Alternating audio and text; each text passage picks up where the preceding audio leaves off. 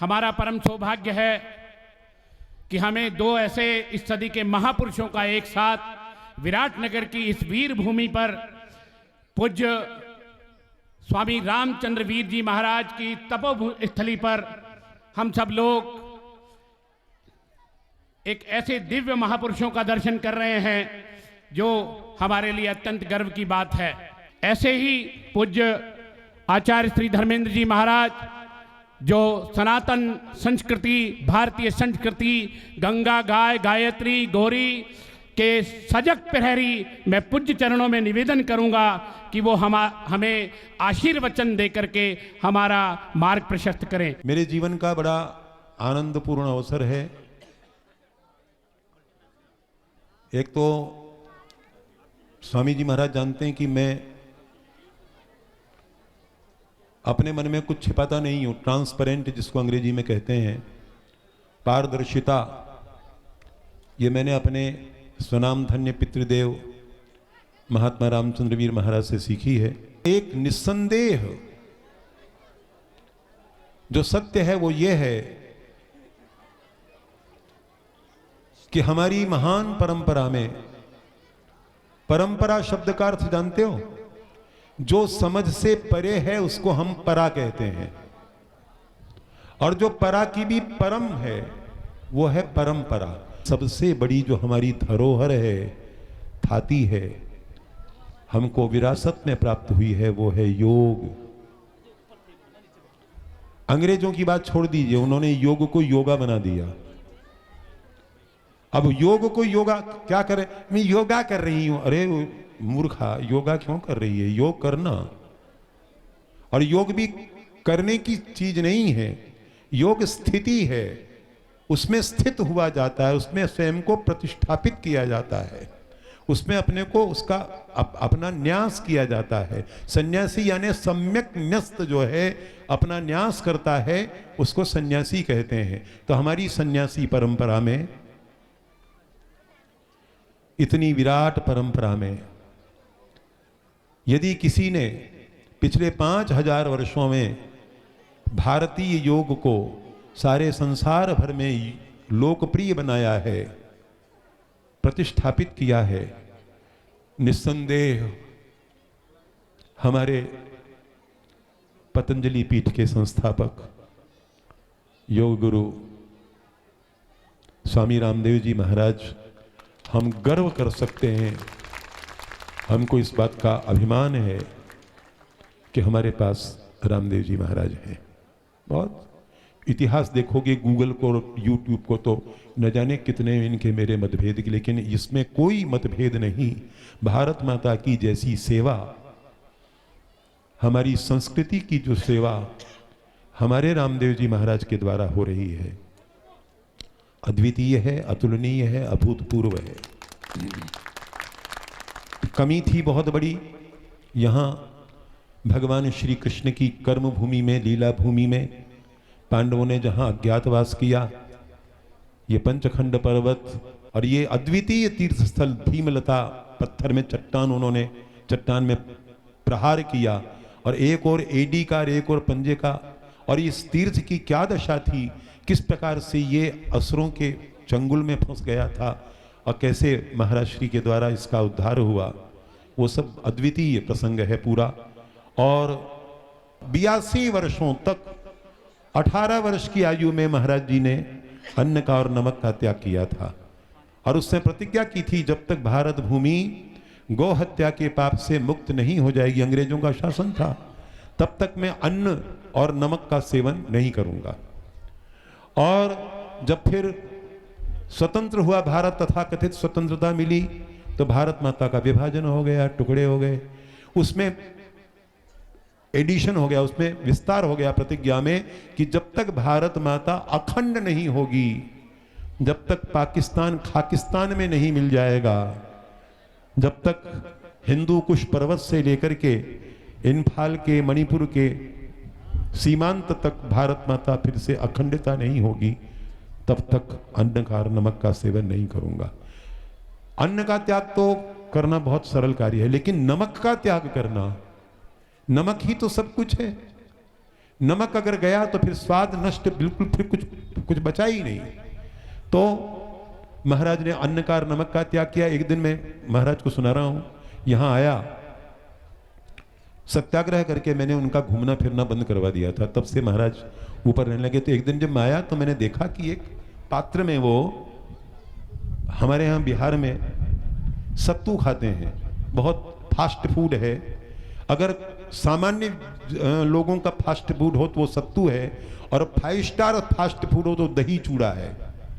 तो वो मैंने कहा ये सत्तू खा रहे हैं महाराज, सत्तू क्यों खा रहे हैं? अगर इनको अन्न ही खाना प्रारंभ करना था तो हमसे कहते एक बड़ा अन्नप्राशन संस्कार यहाँ बड़ा विराट यज्ञ करते और फिर उसमें धूम धड़ाके से गोमाता के दूध की चावल की खीर बनाते, बासमती चावल की, जैसा हमारा पतंजलि योग पीठ आजकल 2 साल पुराना। और महाराज भूरे रंग का नहीं, भूरे रंग के गेहूं का आटा, वो सफेद है। अगर वो आटा भूरा हो जाएगा तो कबाड़ा हो जाएगा हमारा। तो वो मैंने कहा कर लेते। तो वो मेरे चेहरे का असमंजस समझ गए और मैंने पूछा महाराज क्या खा रहे हैं? तो हंसे और बोले सत्तू, लो तुम भी खाओ। और उन्होंने एक लुगदी मेरे हाथ में रख दी और मैं बिना सोचे समझे उसको मुंह में डाल गया। अरे बाप रे बाप, वो जानते हो क्या था? दाना मेथी का पाउडर था, दाना मेथी का पाउडर। आधा किलो दाना मेथी का पाउडर खाने के लिए हमारी देवियां लड्डू बनाती हैं और वो लड्डू 2 महीने में खत्म होते हैं। और वो महाराज जी जो हैं वो एक साथ, कल्पना कीजिए, मैं चरणों में गिर गया महाराज। मैंने कहा ये तो, कहा कि आज जिस गाय का दूध मेरे लिए आया करता था उसका असली बछड़ा सारा दूध पी गया, मेरे लिए नहीं कुछ छोड़ा। मेरे पास सब कुछ था नहीं, ये पाउडर रखा हुआ था, तो मैंने सोचा कि आज इसी का। ऐसा जितेंद्रिय स्वाद लोलुपता नाम की जो कहीं कोई दूर दूर तक कहीं कोई चीज उनके जीवन में नहीं थी। तो इस प्रकार के जितेंद्रिय महापुरुष 86 साल, अब मेरे जीवन के इतने साल बाकी रह गए थे। तो एक दिन मुझे बहुत गुस्सा आया और मैंने उनका घेराव करके और कहा, मैंने कहा कि बहुत शर्मनाक बात होगी यदि आप 100 वर्ष के पहले चले जाएंगे, क्योंकि सामान्य लोग जो हैं 100 साल जीते हैं, और आप अगर 100 साल के, तो फिर योग पर से, तपस्या पर से लोगों का विश्वास उड़ जाएगा। तो 8 घंटे उनका घेराव करने के पश्चात फिर वो राजी हुए। उन्होंने कहा कि, मैंने कहा शपथ खाओ मेरे सिर पर हाथ रख करके कि 100 साल जियोगे। तो उन्होंने मेरे सिर पर हाथ रख कर कहा कि ठीक है, मैं वचन देता हूं 100 साल जीऊंगा। अब उसके बाद इतने भोले कि मुझसे कहने लगे, भैया मैं 100 साल जीने के लिए क्या करूं? मैंने कहा ये आपकी और हनुमान भगवान के बीच की बात है, ये आप जानो और हनुमान भगवान जाने, मैं बीच में नहीं पड़ता। और उसके बाद आप सब जानते हैं 100 साल में 4 महीने कम रह गए। डायरी लिखी हुई रखी मेरे पास, उसमें लिखा है उन्होंने साफ साफ। महाराज से को, मुझे महाराज ही कहते थे वो, क्योंकि जब से उन्होंने अपनी गद्दी पर मुझे बैठाया था मैं उनको महाराज कहता था, वो मुझे महाराज कहते थे। तो उन्होंने कहा अब महाराज से कहो कि जिद न करें, उनका आग्रह मैंने मान लिया, अब विधि का विधान भी पूर्ण होने दें। ये उनके अंतिम हस्ताक्षर है, कल्पना कीजिए। इसलिए मृत्युंजय, और 166 दिन का अनशन गौरक्षा के लिए जब दिल्ली में, और उसमें जो हुआ था वो सब आप इतिहास के पन्नों पर दर्ज है। और संसार का एकमात्र महापुरुष विश्व कवि रविन्द्रनाथ ठाकुर ने, अगर नेताजी सुभाष चंद्र बोस के ऊपर अगर गुरुदेव रविन्द्रनाथ ठाकुर पूरा महाकाव्य लिख देते तो हमारे नेताजी डिजर्व करते थे। नेताजी ऐसे ही थे, परंतु नेताजी के लिए भी उन्होंने एक पंक्ति कहीं नहीं मिलती। गांधी जी जो उनको गुरुदेव कहते थे, गांधी जी के लिए रविन्द्रनाथ की एक लाइन नहीं है। और महाराज जी के लिए उन्होंने मंत्र गीत, स्तुति गीत, स्तवन गीत लिखा। प्राण घात के खड़गे कोरिते धिक्कार, हे महात्मा प्राण देते चाऊ आपनार, तुम्हारे जानाई नमस्कार। ऐसी विभूति संसार में विरल होती है। और मैं ये बात डंके की चोट सबको कहता हूं कि मुझ में जो कुछ अच्छा नजर आता है वो मेरे कारण नहीं है, महाराज के कारण है। और जो कुछ मुझ में बुराइयां, वो मेरी अपनी कमाई। जैसे मैं दुर्वासा के समान जो इतना क्रोध करता हूं, इतना क्रोध, इतना छोटी छोटी बातों पर, लोग मुझे खिला रहे हैं, पिला रहे हैं, लोग मुझे इतना सा, अब मैं उन्हीं पर गुस्सा करना प्रारंभ करता हूं। लेकिन मैं संसार का सबसे सौभाग्यशाली व्यक्ति हूं कि जिन पर मैं इतना क्रोध करता हूं वो मुझ पर सदा प्यार बरसाते रहते हैं। इससे बड़ा भाग्य कुछ नहीं हो सकता। तो हमारे रामदेव जी महाराज, इन्होंने योग विद्या का सारे संसार भर में उसको अंतरराष्ट्रीय उसका प्रचार प्रसार करने वाली यदि कोई विभूति भारत माता की कोई यदि संतान एक ऐसी है, और मैं सामने सामने कह देता हूं कि आपने जो सिद्धांत प्रतिपादित किया है उस सिद्धांत का प्रसार ही पर्याप्त है। पतंजलि अब एक नाम बन गया है, आयुर्वेद के और योग के पुनरुद्धार का प्रतीक। तो महाराज, अब वो मेरे और महाराज के बीच की बात है, तो आज बड़ा ऐतिहासिक दिन है क्योंकि पतंजलि परिवार के जितने भी वरिष्ठ संत हैं वो यहाँ सब आए हुए हैं और इनकी कमी रह गई थी, अब वो कमी पूरी हो रही है। हाँ बिल्कुल आए हुए हैं, इसमें कोई संदेह नहीं है। और उनका पूरा परिवार यहाँ, ये सब हमारे वैद्य दयानंद गिरी जी, हमारे शेर सिंह जी, ये इनका अपना निजी परिवार है। तो ये ऐतिहासिक अवसर, और उस ऐतिहासिक अवसर पर मैं योगा नहीं योग, क्योंकि अंग्रेज जो हैं हमारे अपने एडवर्ड को बेईमान एडवर्डा नहीं बोलते, क्लिंटन को क्लिंटना नहीं बोलते, आइजनहोवर को आइजनहोवरा नहीं बोलते हैं, मार्गरेट थैचर को मार्गरेटा थैचरा नहीं बोलते। बेईमान हमको, हमारे राम को रामा, हमारे कृष्ण को कृष्णा, हमारे योग को योगा, इससे बढ़कर के बेईमानी क्या हो सकती है? हमारे नामों को बिगाड़ने का अधिकार तुमको पापियों किसने दिया? हमको राम रहने दो, कृष्ण को कृष्ण रहने दो, योग को योग रहने दो। और योग आत्मा और परमात्मा के मिलन का नाम है योग। योग जब दो शक्तियां मिलती हैं तो वो क्या होता है? योग। और जब दो पृथक शक्तियों को मिलाने का प्रयत्न किया जाता है तो वो होता है प्रयोग। तो योग यानी मिलना और वियोग यानी बिछुड़ना, प्रयोग यानी मिलाने की कोशिश करना। और कोई यूं ही मिल गया था सरे राह चलते चलते, ये क्या है? ये संयोग है। तो ये स्वर्ण सुगंध संयोग है। आज भगवान की महान, वज्रांग देव भगवान की बड़ी महान कृपा हुई है। ये नीचे हमारे भीमसेन जी महाराज का यानी छोटा भाई है यहाँ, भीमसेन जी महाराज, पवन पुत्र, वायु पुत्र, और छोटे भाई के इस तीर्थ की रक्षा के लिए बड़े भाई यहां पर आकर के विराजमान हुए। और क्या क्या हुआ, क्या क्या किया भगवान ने। मैं केवल एक बात कहना चाहता हूं कि 55 साल की आयु में अगर देवियां मां बन जाएं तो इससे बड़ा कोई चमत्कार नहीं हो सकता। 9,999 लोगों की कामनाएं पूरी होती हैं।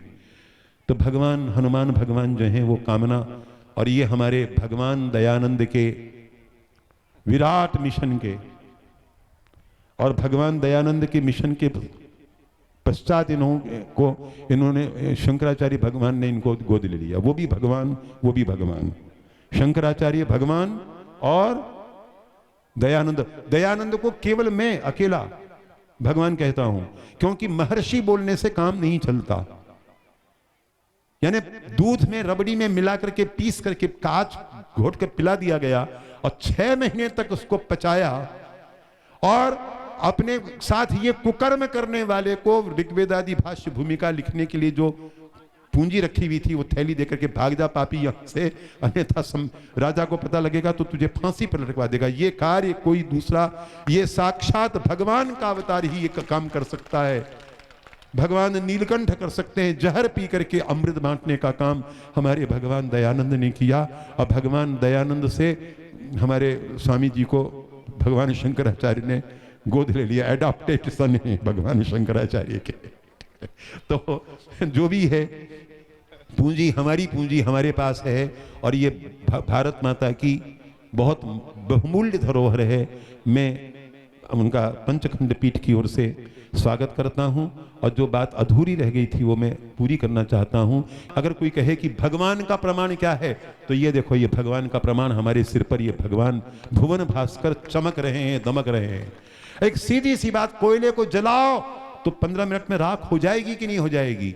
हमारी धरती माता से भी अरबों साल पुराने एक ही टेम्परेचर पर लगातार जल रहे हैं और ये राख नहीं हुए।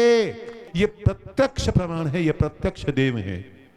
तो ये हमारे भगवान भुवन भास्कर और उनके द्वारा दिया हुआ हमको ये वरदान, अमृत वरदान योग, उसका सारे संसार भर में शंखनाद करने वाले हमारे रामदेव जी महाराज, ये हमारी संपदा हैं, हमारी संपत्ति हैं, हमारी अमूल्य बहुमूल्य धरोहर हैं। अगर जिस इंजन में डीजल डाला जाता है उस इंजन में यदि केरोसिन डाला जाए तो इंजन चलेगा क्या? जब लोहे की मशीन गलत फूड को, गलत भोजन को स्वीकार नहीं करती, तो ये जो हमारी कोमल मशीन है, हमारा हृदय, हमारा पाचन तंत्र, ये अल्लम गल्लम तुम खाओगे, ठूंसोगे, ये अंडे ठूंसने के लिए, ये मुर्दे ठूंसने के लिए, ये मांस खाने के लिए, बीड़ी सिगरेट और तमाकू, इन्होंने बीड़ी सिगरेट याद दिलाई। मैंने इसके पहले बीड़ी सिगरेट की चर्चा सारी चल रही थी ना, और मैंने बताया था कि बीड़ी सिगरेट कालजो फूंकवा से बढ़कर कोई दूसरों दुनिया में चांदड़ा पना को कोई काम कोना। महाराज जी का एक पुराना भजन है, तमाकू डाकण को कोई मत कर जो इतबार। धूम्रपान सबसे बड़ा अनर्थ है, तो इन व्यसनों से मुक्त होइए। और आज इतना बड़ा हमको अचीवमेंट, जिसको प्राप्ति, तो इसके उपलक्ष्य में मैं आप लोगों से एक भीख, एक जो है वो आप लोगों से चाहता हूं, दान उपहार, वो सब ये कि जितने भी छात्र हैं और जितना भी मोटियार छो थे, पटेल छो, वो पटेलन तो पहली सराखें चवाने को ना खेरियो, पर सबके सिर पर कम से कम एक बित्ता की चोटी जिसकी गांठ बांधी जा सके, वो शिखा होनी ही चाहिए। शिखा सूत्र विहीन व्यक्ति, शिखा, कृष्ण भगवान भी अपनी यशोदा माता से कहते थे, मैया कबहू बढ़ेगी चोटी, किती बेर मोहे दूध पीवत भई ये छोटी की छोटी। सबसे ज्यादा जितने भी मशीनें हैं, छोटी से छोटी मशीन, बड़ी से बड़ी, यानी जिस उड़न खटोले में बैठकर महाराज आए हैं वो, और बड़ा से बड़ा जंगी जहाज, उन सब मशीनों के ऊपर क्या लिखा जाता है? Lions power, panther power, leopard power, क्या लिखा जाता है? Horse power. सबसे उसकी ताकतवर गिजा चना। तो जिसको भी प्रोटीन, रिचेस्ट प्रोटीन और पावर और ताकत चाहिए, उसको चने खाने चाहिए। और महाराज मैं रोज प्रतिदिन एक कटोरा भीगा हुआ चना छौंक करके, वो मेरी सबसे अधिक प्रिय डाइट नहीं, मेरा सबसे अधिक, मेरा क्या कहते हैं, ऊर्जा देने वाला मेरा खाद्य है। तो ये ध्यान में रखिए। और इसके साथ ही में महाराज जी का दिव्य आशीर्वाद, दिव्य प्रवचन अब आप सबको प्राप्त होने जा रहा है। आप परम सौभाग्यशाली हैं, आप केवल टीवी पर देखते रहे हैं, अब आप रूबरू सम्मुख होकर के, उन्मुख होकर के और महाराज जी का प्रवचन सुनिए। आपके सौभाग्य के लिए आपको मैं बधाई देता हूं। एक बार जरा हाथ उठा के बोले भारत माता की, जरा और जोर से भारत माता की, वंदे मातरम, वंदे मातरम। भाई मैंने बाबा तो बहुत देखे, साधु संत महाराज, लेकिन इन जैसा भी कोई नहीं देखा। इन्होंने मुझे यहां बुलाया भी है तो इनका आमंत्रण भी दुर्वासा की तरह ही होता है, महाराज आना पड़ेगा। मैंने कहा महाराज जरूर आए। तो आइए मेरे साथ है, एक बार एक छोटा सा भजन बोलते हैं। हम सबका जीवन कैसा हो, अभी पूज्य महाराज श्री कह रहे थे, हम ऋषियों की संतान हैं, हम आर्य पुत्र हैं, और हम ऋषि ऋषिकाओं की संतानों को, हम वीर वीरांगनाओं की संतानों को, ईश्वर पुत्रों को कैसा होना चाहिए, जरा मेरे साथ एक भजन में बोलेंगे। तो मेरे साथ एक छोटा सा भजन बोलेंगे ना, और जैसा भजन में बोला गया वैसा बनेंगे। हम सब ईश्वर की संतान हैं, तो हमारे जीवन में भगवत्ता होनी चाहिए, ब्रह्मत्व होना चाहिए, हम ब्रह्मास्मि। हम ऋषि ऋषिकाओं की संतान हैं, तो ऋषि ऋषिकाओं, वीर वीरांगनाओं जैसा हमारा जीवन होना चाहिए। हमें स्वयं राम जैसा होना चाहिए, कृष्ण जैसा होना चाहिए, गौतम, कणाद, जमनी, पाणिनि, पतंजलि, स्वामी विवेकानंद, महर्षि दयानंद जैसा होना चाहिए। तो आइए मेरे साथ गाइए, भगवान आर्यों को ऐसी ही लगन लगा दे, भगवान आर्यों को ऐसी ही लगन लगा दे, भगवान आर्यों को। गाना आता है ना, तो साथ साथ बोलो, हमारे साथ साथ बोलो। भगवान आर्यों को ऐसी ही लगन लगा दे, भगवान आर्यों को ऐसी ही लगन लगा दे, देश और धर्म की खातिर, हाँ देश और धर्म की खातिर मिटना इन्हें सिखा दे, भगवान आर्यों को। और कैसा बनाना? फिर राम कृष्ण निकले घर घर गली गली से, फिर राम कृष्ण निकले घर घर गली गली से। हमको राम और कृष्ण जैसा बनना। मेरी माँ ने तो मेरा नाम बचपन में राम कृष्ण रखा हुआ था कि बेटा तुझे राम और कृष्ण जैसा बनना है। तो आप सब भी बोलो मेरे साथ, फिर राम कृष्ण निकले घर घर गली गली से, फिर राम कृष्ण घर घर गली गली से, अर्जुन व कर्ण जैसे योद्धारण स्थली से, अर्जुन व कर्ण जैसे योद्धारण स्थली से, भीषम से ब्रह्मचारी और भीम महाबली से, भीषम से ब्रह्मचारी और भीम महाबली से, गौतम कणाद जैमिनी और ऋषिवर पतंजलि से, ऋषिवर पतंजलि से, फिर से कोई दयानंद, हाँ फिर से कोई दयानंद, जैसा ऋषि दिखा दे, फिर से कोई दयानंद, जैसा ऋषि दिखा दे, भगवान आर्यों को ऐसी ही लगन लगा दे, देश और धर्म की खातिर, हाँ देश और धर्म की खातिर मिटना इन्हें सिखा दे, भगवान आर्यों को।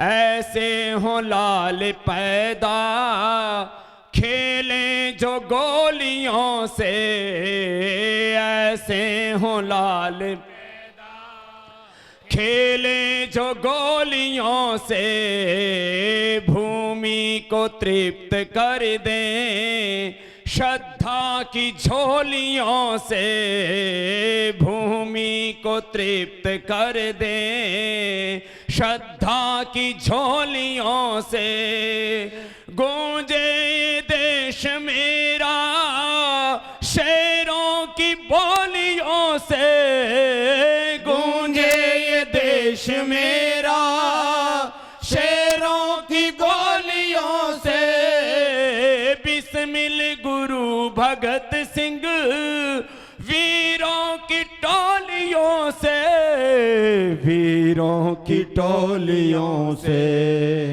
इनको वतन की खातिर, हाँ इनको वतन की खातिर फांसी पे भी हंसा दे, भगवान आर्यों को ऐसी लगन लगा दे, वैदिक धर्म की खातिर, हाँ देश और धर्म की खातिर मिटना इन्हें सिखा दे, भगवान आर्यों को ऐसी लगन लगा दे, भगवान आर्यों को। बोलिए सत्य सनातन वैदिक धर्म की जय, भारत माता की जय। बहुत दिनों के बाद महाराज जी ने कई बार कहा कि एक बार तो इधर आओ। आज मैंने देखा महाराज, ये चारों तरफ इतनी सुंदर पर्वतमालाएं हैं और ऐसी प्रकृति की सुरम्य गोद, और वैसे भी आजकल जो मौसम चल रहा है इतना सुहाना मौसम। मैं पूर्व पश्चिम उत्तर दक्षिण ऑस्ट्रेलिया और इधर चीन रसिया से लेकर के और उधर पूरा यूरोप, स्विट्जरलैंड, कहाँ अमेरिका, अफ्रीका, लगभग सारी धरती घूमा हूँ, लेकिन इतना सुंदर स्थान मैंने कहीं नहीं देखा। सच में बहुत सुंदर जगह है, माने धरती का स्वर्ग है साहब, स्वर्ग एकदम।